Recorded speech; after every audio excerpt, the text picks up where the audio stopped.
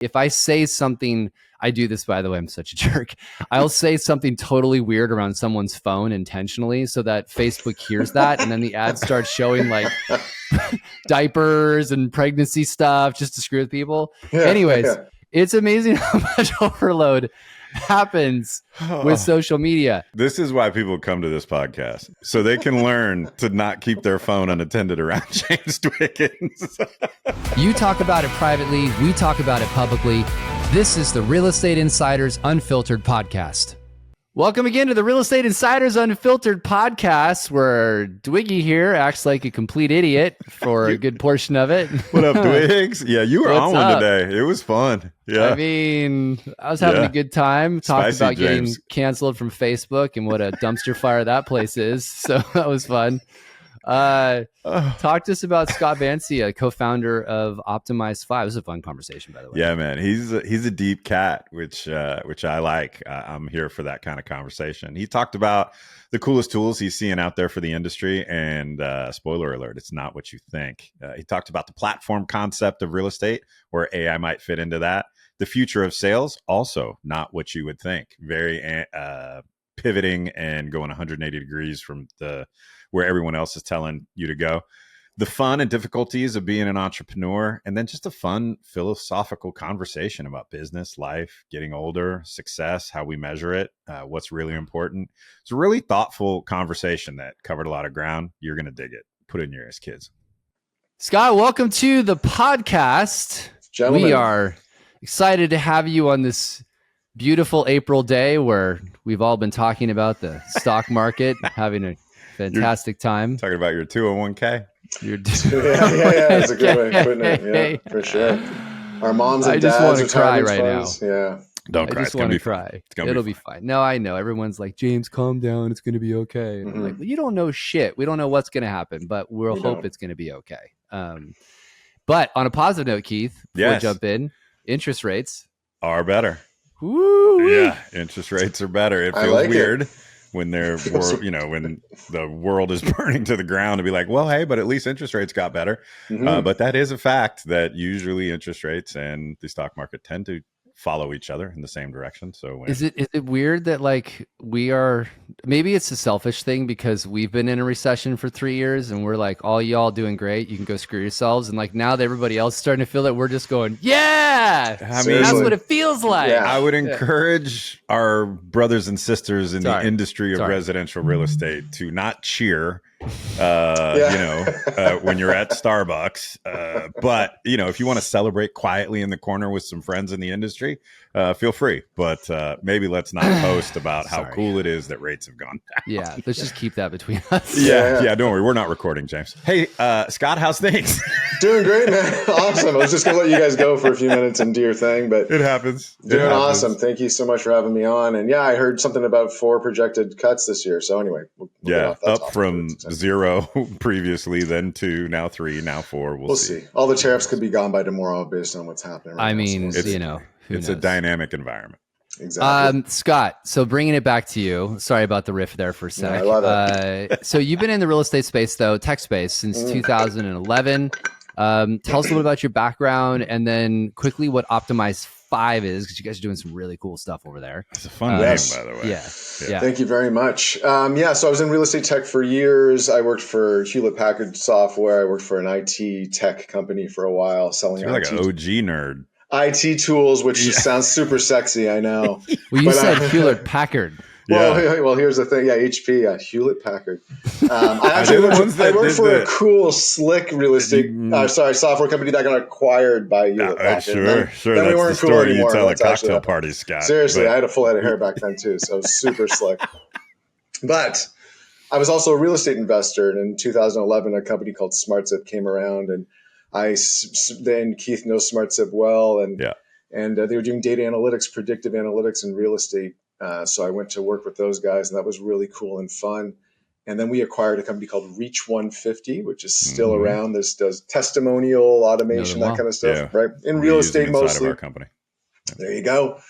And that's when I learned about online brand and got really into that. I built 2020, February of 2020. I decided to start a business. Hey, at least you didn't open a restaurant. Exactly. I owned a restaurant when I was 25, by the way. That's a whole other story. I was never going to go back to that. But it was actually a boon for Optimize 5 because it was all about the online brand of a real estate agent, how important that is when they couldn't get belly to belly with their customers. They couldn't do open houses. They couldn't do coffee meetings. They couldn't go door knocking. And so Optimize 5 is all based on what shows up when someone searches for you online and then how you compete. Who's the top listing agent in Dublin, California? Mm-hmm. So that's what we focus on. I love it. And that was February 2020. God, the conversations. It feels like a long time ago, but you really think about it, it wasn't that long ago. Yeah. When did we lock everything down? Was it March? March. Yeah. March. And I'm in California. You guys in California, so yeah. We were having conversations. So this is the interesting part, and I'll move on here. I was supposed to have a conference in Orlando, Florida. Wow. In March. Oh man, we're telling all the stories today. All right, yeah, but I mean, it was just like let it out. No, brother. It's just funny because you think about Florida, who doesn't care about anything, and like we're talking about having a conference in the middle of the thing, and we're trying to. Yeah, you're like, should we do it? Should we do it? Yeah, we were like, we probably shouldn't, but at the same time, the hotel was like, nah, it's gonna be fine. Yeah, of course they were. Yeah. Let's just put 1,000 people in a room. You have a contract that says you should. Yeah, exactly. That's right. Let's do a couple rapid fires. Give a little background on you and see how you approach these. Keith always starts the first one. We'll start there. So, yes, I know you are a podcast consumer, and so I'm looking forward to your answers or book. But favorite book or podcast this year ever? The ones you reread or listen to religiously, and why? Yeah, I mean the Rogan. I love the sort of old standbys. Obviously, what was that one? Yeah, well, it's Joe's the first name. Yeah. I got that Joe, one. Yeah. What was it? Did you say there was a second one? I was saying there's some, actually some standbys. Gotcha. Yeah, actually, I love there's a podcast guest that I like to follow. Naval Ravikant. Yeah, he's wild. That's the guy for me. I mean, I love that combination of like capitalism, business acumen, and like sort of Buddhist philosophy all mixed into one. So that's my guy. But yeah, he's solid. In terms of book though, a great book. I've read all of this guy's books. His name's David Hawkins, Power versus Force. So he's written a series of books. He's passed away now, but he's a psychotherapist, an MD, but also a little bit of the sort of spiritual, and it's stuff that can be applied not only to you as a person, but to your business. And so power versus force, like personal power versus like being forced to do stuff. So okay. Deep and thoughtful, Scott. I like it. Keith is going to read a new book. Yeah, I'll be ordering that one. That sounds like it's right up my alley. So I'm actually on a can't buy any books for 30 days ban because of Kayla, but we might sneak this one in. I'll tell her, don't listen, honey. I hope you're not listening. I'll tell her you bought it for me. Yeah, exactly. Dude, it's coming to you. Yeah. It's coming to you. All right, mine is if you could have lunch with one person, current or historical, who would it be and why? I'll go back to Naval Ravikant. I'll go back to him. And so that's a moving target, but that's a guy I'd like to eat with, just to like tell me more. Tell me more. When someone's like sage, you're like, I want to know more. So Sweet. Okay. All right. So let's dive into some tech stuff. You've got a strong background in real estate tech, obviously. So what are you seeing is changing in the technology space? That anything new you've been watching that's really, really cool in the space? It's impossible to answer that question without one answer, which is like that the overall newest, greatest, latest thing that anyone and everyone is talking about, which is it's got to be AI. And I know we'll probably get into AI later, but sure. Yeah. So, but for me, it's a non-answer, which is like there's so much real estate tech. There's too much real estate tech. And so the newest, latest, greatest thing for me, and when I'm talking to realtors, mortgage people all the time, it's like all the free stuff is the slickest stuff right now. Like leveraging the Google Business Suite, Google Business Profile, right? Because every single real estate company or technology company, I should say, real estate and beyond is being asked, so how are you implementing AI into your tools? How are you using that to make your company better and the service offerings more slick and agile and more value? And so they're thinking, well, I need to put AI into my stuff. I have to, but are they doing it? Are they doing it because they have to, or are they doing it because it's making their processes better and their solutions better? So all of the free stuff is as slick as it could be. Google is as slick as it's going to be. And a lot of folks hear that and they're like, oh, I'm so sick of it. It's like, dude, where is all search being done? And we can talk about AI search, but where is all search being done? It's on the phone. Yeah. It's on Google. And so that's the slickest new stuff always. So I have a question, follow up on that. You've between SmartZip and your sort of various phases of your life, you've been selling tech to the industry for a long time. So sometimes I guess I'll just make a statement and you can either say you agree or disagree. Sometimes I think agents and broker owners will buy tech so that they do something. Like I know I have to do something, and I don't want to like call my past clients because there's rejection there. I don't really want to hold an open house because I like my weekends, and I don't want to do these other, like all these other dollar productive things that involve rejection. I'd rather lean away from those. Those aren't quite as fun. It's way easier to find a tool for $4.99 a month and think that that's the silver bullet that's going to fix my business. Right. And so sometimes I think the industry as a whole has this psychology of I'm one tool away from being successful, when the truth is they're, consistency away from being successful. You could grab your phone and just text people all day and you'd sell more houses than if you bought some new slick piece of equipment, right? Does that resonate as accurate? Yeah, it's like if you say to a realtor, a successful realtor who's been at it forever, someone who's just out of the gate, it's like you have a sphere of influence.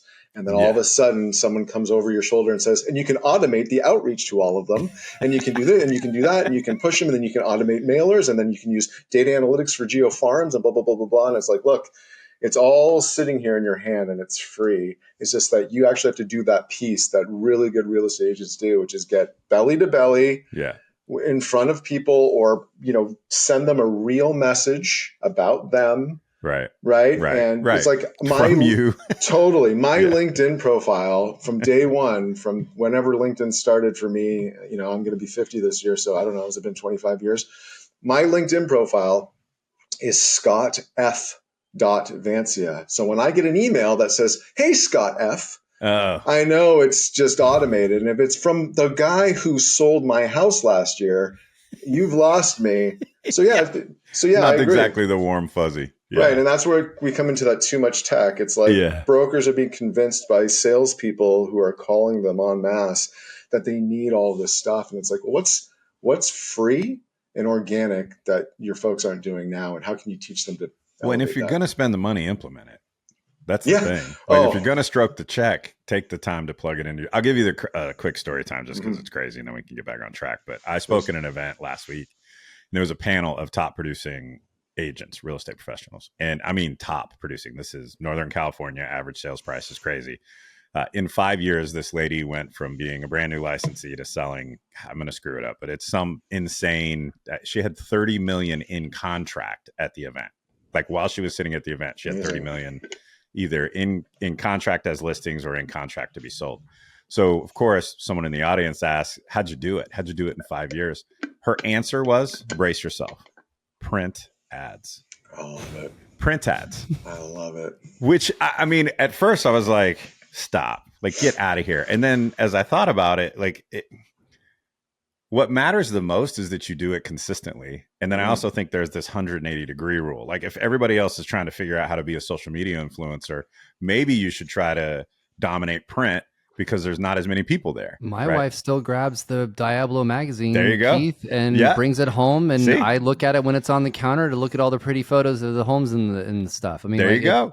So this, I guess, and we're waxing philosophical here, and we'll get back to tech and AI in a second. Yeah. But to me, it's if we could spend a little more energy thinking about consistency and a little less energy thinking about the shiny new bauble or the next hot thing, I think the entire industry and our clients would be much more better served. Totally. And in fact, it just thanks for coming to my TED Talk. And I love it. So we're done now, right? Yeah. Thanks for coming on, Scott. See you later, brother. Get off here, Scott. And I'll let you guys just keep going for a bit. It is that. In fact, we have a PowerPoint presentation that we have our salespeople do when they're teaching classes. We teach these great classes. There's no strings attached. It's like all about your online brand. And the second bullet point is there's too much tech. Yeah. And it's like, as a technology company, you're like, how can you say that? And it's like, well, let's be frank. There's 1.6 million realtors in the US, right? So if I'm a technology company and I've built the latest, greatest CRM tool that I want to sell to small businesses, I live in Arcadia, California. Do you know how many veterinarians there are? There's tons. I think there's 30.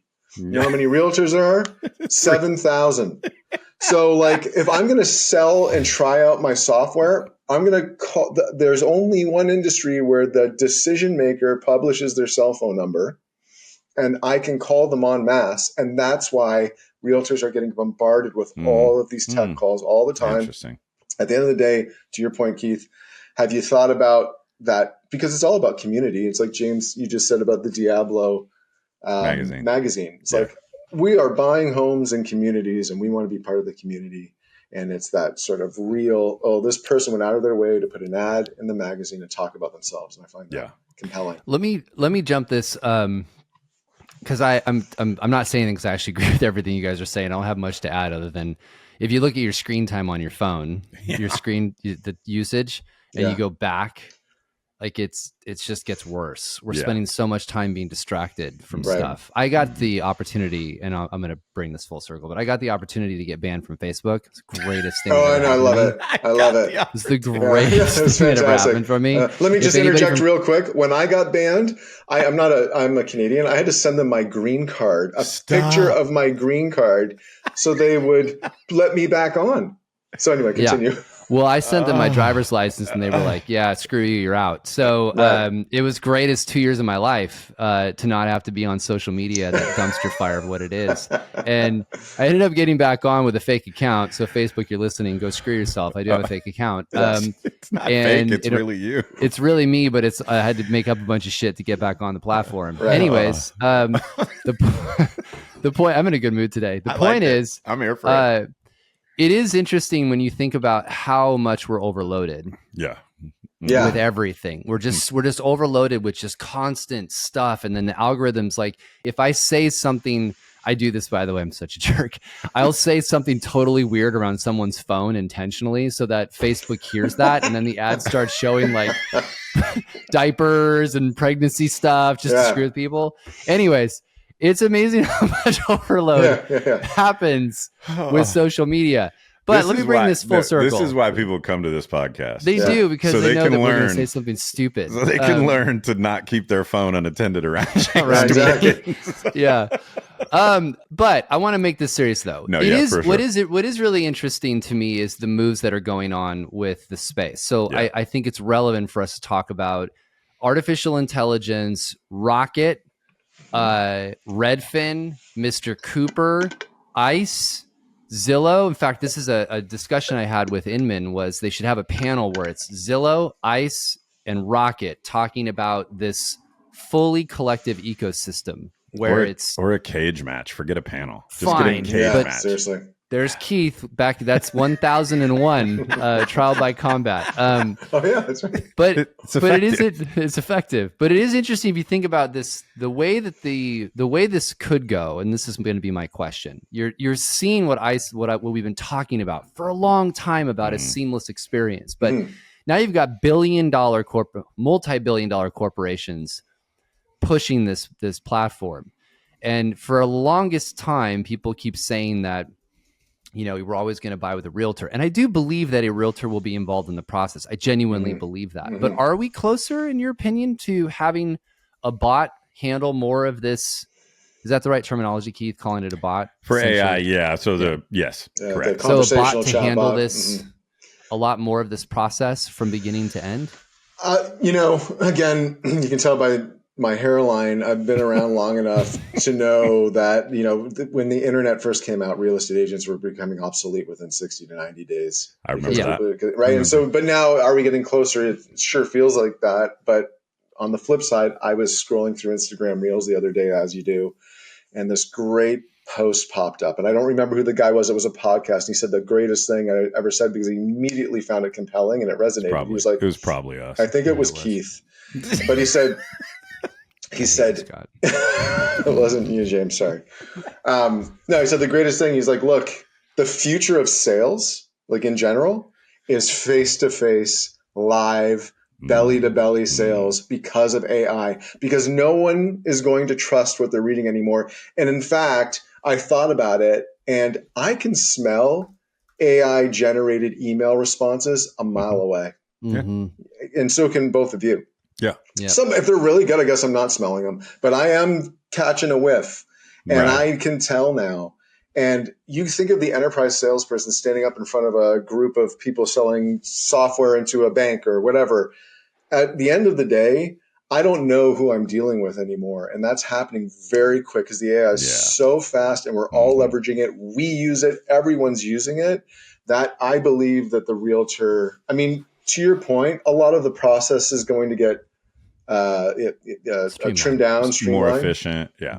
Totally. But these aren't CEOs making a decision and, back and forth and emails. These are just people who want to buy a house. And like, why wouldn't you show up at my door? How do I know you're real? Yeah. So for now, I feel like there's an opportunity here to look people in the eye and shake their hands and just it's back to that 180-degree rule, right? If everybody's trying to lean in to make AI the great scaler, right? Which it probably is. Yep. There will be plenty of space for the folks who are trying to make it not the great scaler and just have great conversations, right? Doesn't scale as well.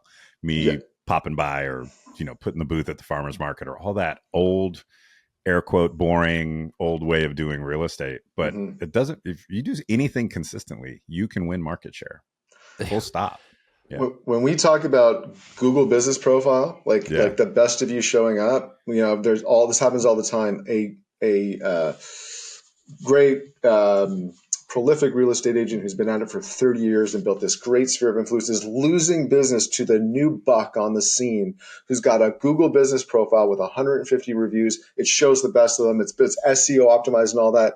And we always say the same thing. You've got one thing that he doesn't have: experience. Mm-hmm. It's like he's going to get the listing appointment. He is not going to win the listing if they get put up against both of you in the same room. Exactly. Yeah. That's actually a good segue. Let's talk about that. So, because I think when you talk about AI just generating content and people don't know what's what, they want reputation, they're looking for the truth. So I think it's a good segue into brand reputation, which obviously is what you guys really specialize in. Right. So what are some of the biggest mistakes that you see? I mean, I just caught that one. So you got a new agent that's doing it. Right. And you got an experienced agent who doesn't know how to log on to Google. It's like, what's the besides that example, but like talk to us about what you're seeing as this mistake that people are making, or even let's turn that not just mistakes, but what should they be doing so that they are not missing opportunities? Yeah, we can integrate everything we've already just talked about too. It's like, put all of the tech aside for a moment and do this very simple exercise, which is what all consumers will do. And the argument to this is always the same. The rebuttal is the same. I don't really worry about the online stuff. I'm referral only. Every single one. I tell this story. Look at his face. For those of you that are just listening, Scott had a look of a mix of anger, frustration, and outrage as he started in on I only work by referral. Scott, continue. Yeah, sorry. Let it out, brother. I tend to get animated when I talk about this stuff. I like it. I was going to buy a condo in Toronto last year, and my mom said, "Well, I'm not going to say the person's name, but you have to use Debbie." Because we always use Debbie. The whole family has used Debbie for 25 years. We will be using her. You will use her when you buy the condo. And I said, of course I will. What did I do when I got off the phone with her? I Googled Debbie. Is she competing? Like, I want to know. Does she does she have listings right now? Is she still active in the market? Is she at the top of the heap? And that's at the end of the day, that's what it comes down to. It's the biggest mistake that any small business owner would do. And each one of these realtors are their own business. And the biggest mistake they're going to make is just neglecting their online profile. Google yourself, Keith Robertson, Dublin. I have it actually as a Google alert. And it's the greatest thing I receive every morning. Very good. For context, so now you can see. There's a comedian who has the same name as me who apparently gets in trouble from time to time. And so James will email me like, what did you do this weekend? Look at you. It's like Keith Robinson ended up in a county jail for 16 for the weekend after, multiple gunshot wounds. And I'll send it to him and be like, bro, we need to talk. It wasn't me. Yeah, exactly. So that's it. I mean, the biggest mistake is just not optimizing your online profile. And then the other sort of piece I'd add to that is that they all know they've been told, and I'm not saying anything negative about the big Z, but they've been told for 20 years to get reviews on Zillow. Yeah. Right. And it's like, at the end of the day, just Google yourself. What shows up? Are they looking at the left-hand side of the page and finding Zillow? Or are they just seeing what should be your headshot in all of your reviews? That's right there. It's staring you in the face. Get more of those reviews. Well, the reviews on Zillow just drives more traffic to Zillow. Right. Right. And you're putting your consumers through this process of having to validate a property. But they should, I'm assuming, though, still have reviews on Zillow. I mean, they are the largest portal in the world. So 100%. I totally agree. But I would say this too. People don't go to Zillow looking for realtors. That's except other realtors. People go to Zillow looking for real estate. And so, yes, you want to be there. It's important. But I'm just going to Google you. I'm just going to look you up. And then I'm going to do something else. You told me to work with so-and-so to sell my house in Dublin, but who's the top listing? Who's the best luxury realtor in Dublin, whatever? What's the outcome going to be? It's going to be a Google outcome. Yeah. And so that's what they need to focus on. And that's free. That's the craziest part about it all. It's free.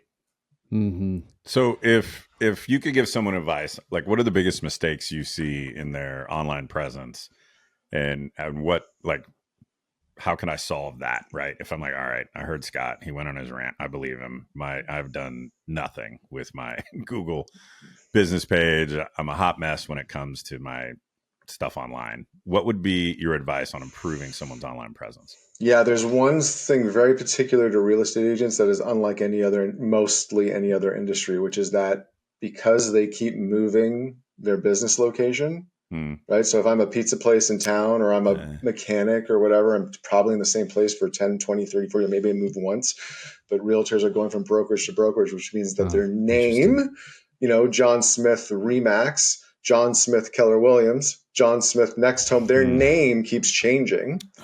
Their address keeps changing. And ironically, the problem is the phone number stays the same. So all of the search engines see the wrong name address associated to the same phone number all over the internet, and they don't trust the information, and neither does the consumer. And so it affects their SEO, and not to get too into the weeds, but it affects search engine optimization because their information is wrong everywhere. And so that can be mitigated. That can be cleaned up. It's typically done with software. You can do some of it manually. And it happens all the time. I look up a realtor, their Facebook business page has them in one location. Their Zillow profile's got them in another location. Their Yelp profile's got them in another location. Well, I wanted to ask you about that. Is Yelp relevant still? Like, what's your take on that? Do people? I mean, I use it obviously when I go to restaurants. It's pretty much all I use it for. Yeah. But is it important for residential real estate? It's important that they have a business listing, or what we call citation, have correct information. In terms of leads, it's not as relevant anymore. It's more home services and restaurants as Yelp, but it is a very powerful web directory. So it's typically on page one. And that's why it matters for the consumer to see the right information and for the search engines to see it. In terms of actually getting reviews on Yelp, it's considerably less valuable than it was a few years ago. So what I'm getting out of this is because you're right, people change brokerages a lot. Yeah. And you made me just laugh because you can look up someone's name and you're right. You'll see them with a different company on Facebook and they haven't touched their LinkedIn profile in 3 years. Right. They need to get all that accurate so it's consistent. I'm assuming that all the algorithms I hope using the right word, but it's important these things are accurate for placement and just making sure that you're not thrown at the bottom.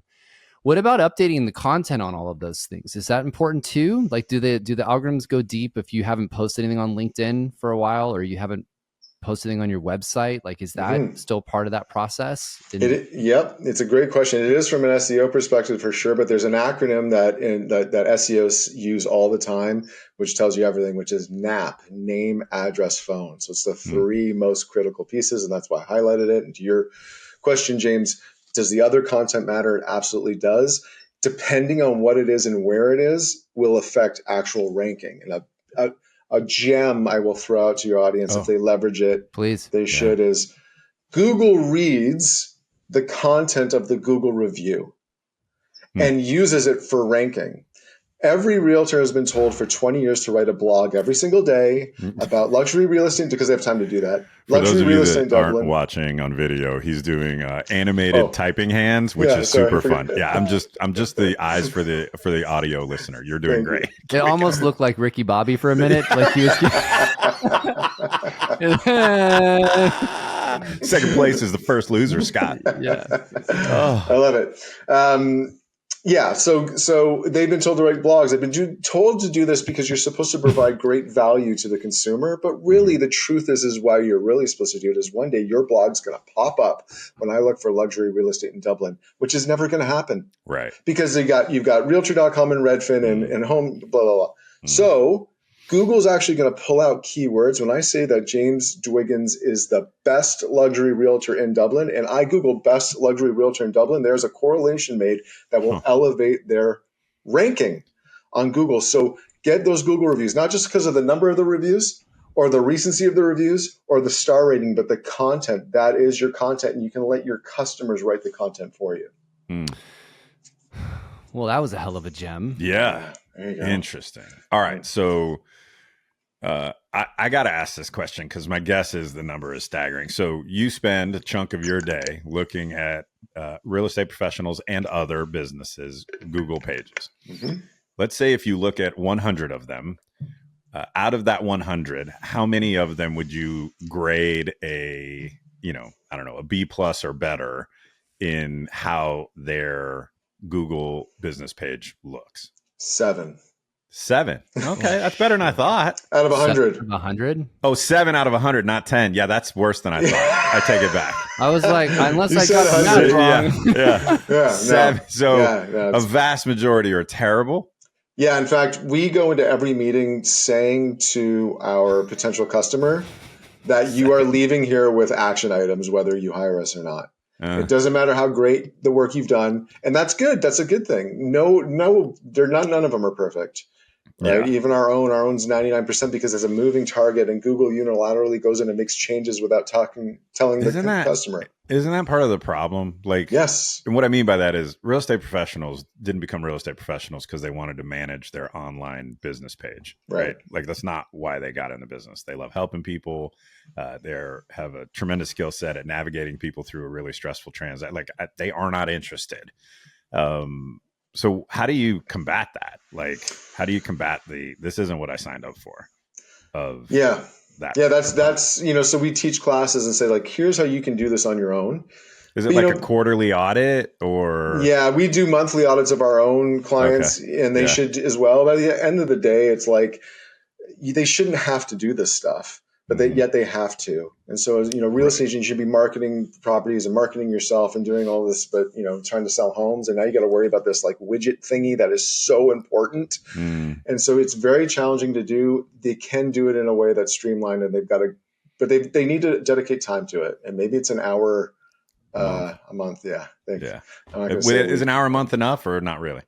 It's enough if you're not going to hire somebody to do it for you. Yeah, it's what one would expect. But you can do a lot. If you put more in, you're going to get more out of it. Sure. Makes sense. But I'll just, quick thing. We have an attorney client and a couple of weeks ago, Google also, their attorneys focused on probate, that's their category. And then Google added a service, dog breeder. to their Google profile.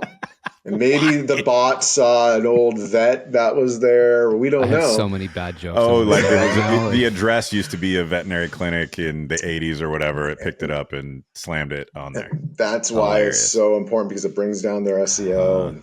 So, yeah. All right. I've got a tangent question. Unless James, you have anything on this topic you want to ask? All right. No, I just had jokes about lawyers and then dog breeding, but I left it out. So. Keith probably knows where my brain went on that. We need to make sure we schedule all of our podcast recordings on Friday around 9:30 in the morning Pacific. Because James, I just noticed the chat bubble here. Have you guys been sending me chats about you're dog good. breeding stuff? Okay, good. No, it's just for time cues. Cool. All right. So 5 years ago ish, you switched from being an employee to a founder. And I always find that people who have that sort of courage to make that radical leap. What's that journey been like I know you've been entrepreneurial your whole life. You've started restaurants, you've done other things, but that leap from employee to founder? What's that journey been like for you? It's been great. It's been challenging. I will tell you, there's humility for sure that I didn't have. I thought at 44, starting a business, I would have the energy to work 14 hours a day. And wait till 54, bro. Yeah. Well, there you go. And I started my company, and within 3 months, I was 20, 30 pounds heavier than I was when I started. I had gout. I'm getting real personal. I had gout. I wasn't exercising. It was a mess. Yeah. And so that's actually, philosophical, getting outside of the business world of it is just like physically being able to dedicate, you've got a great idea. You've got to execute. Yeah. And, when things start to click, you're not taking your foot off the gas pedal. Ambition and, the excitement of it all, you keep going. And then you realize you wake up one day and you're like, I'm a mess. You have to. You got to strike. That's right. Yeah, you go from pushing the rock up the hill to chasing it down the hill. Yeah, right? But you have to keep on it because you only get one shot, and everybody forgets that. But you know what? So Scott, thank you for being vulnerable, by the way, and saying that. Yeah. I will tell you, there are a lot of times, and Keith, I'm sure, has these stories too. I have people who will reach out, and they have a lot of assumptions. They're like, oh, James, you've had all these successful companies. Could I have 15 minutes of your time? And when I get on the call with them, they just break down. No, they literally just break down in tears. They're just like, I just needed to, I'm struggling, whatever. And I go, look, man, here's the truth. I am no different. I have had as many struggles as you've had. I've lost my companies before. I've almost not been able to make payroll, like balancing that with your family, your health. Everyone has this perception that when you're at the top, it's like, oh my God, it's so great. You get to go to stay somewhere and you get to have all this fancy stuff. I'm like, no, it sucks most of the time. Like it actually is, all the bullshit problems roll themselves up to you. There's no such thing as time off. It's hard, man. And I don't think people realize how much it takes a toll on you. Oh yeah, absolutely. And that actually totally, and that brings up the next point about it, which is that the greatest gift that was given to me during this process was I met with a mentor friend of mine, very successful, and we were talking about my business. And he said something that was completely counterintuitive to everything I believed, which is he said, you need a business partner. And he said, not a 20%, you need a 50% all-in business partner. And I brought on my great business partner, Jonathan McGowan. Great guy. And we changed the company. We became Optimize 5. And that was the greatest thing, because I thought, no, I'm not giving up any part of my baby. Right. But then he just explained it to me in a way that I was like, you know what? The only way to truly scale and bring as much value to the customer as possible is to have someone who can share the burden. And they had to do everything that I'm not good at. Right. That's the secret, man. Yeah, that's right. So I'm not good at much of anything, which is why Keith's here now. That's not true. That's not true. But the points that it's such an interesting comment when my Keith is obviously a business partner too, but my original business partner Tay by Shiki and we've done 3 companies together since 1998. Wow. And people always make this comment. They go, well, James, you're the visionary. Why aren't you because we're 50-50. We've always done it that way. He's like, why aren't you the main person? I'm like, because ideas are a dime a dozen, people. You got to have an amazing operator to make shit work. Otherwise, your ideas are worth nothing. That is exactly not to mention right. the stress level of like everything, Yeah. So, well, good on you, man. I'm proud of you for that. And I'm not saying that any way other than like another entrepreneur. Like, it's awesome to see people move out, do something on their own, and then succeed. Yeah. Awesome. Thank you for that. Yeah. As someone who's gotten to be on the outside and watch you from the first day you launched this company to today, it's been fun to observe, like from the stands, right? Awesome. So, thank you for saying that. Yeah, you guys do. It's been a ride. I do think that we should double click on that whole concept of balance, right? I think is a total myth. It's a lie that we're told to sell books and tapes, right? And there are times, especially if you're an entrepreneur or, I put loan officers and real estate professionals in the entrepreneur category because they wake up every day and, I know loan officers are W-2 and they get some sort of stupid base, but not one they could really live on. So when you wake up every day and you're not sure where your next paycheck's going to come from, but you're damn sure know where the bills are coming from, well, then you're an entrepreneur, right? 100%, and, not everybody's built for that. And it's okay.